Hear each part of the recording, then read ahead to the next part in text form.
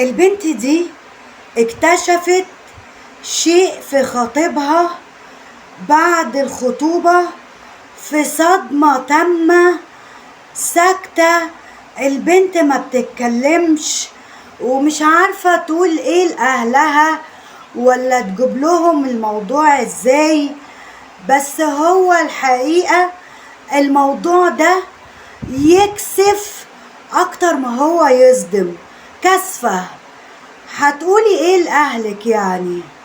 ما انت اللي جايبة العريس وانت اللي متعرفة عليه سنة كاملة، ولا مرة خدتي بالك؟ بس يشاء القدر وربنا انك تعرفي المصيبة دي النهاردة. اسمعوا اللي حصل.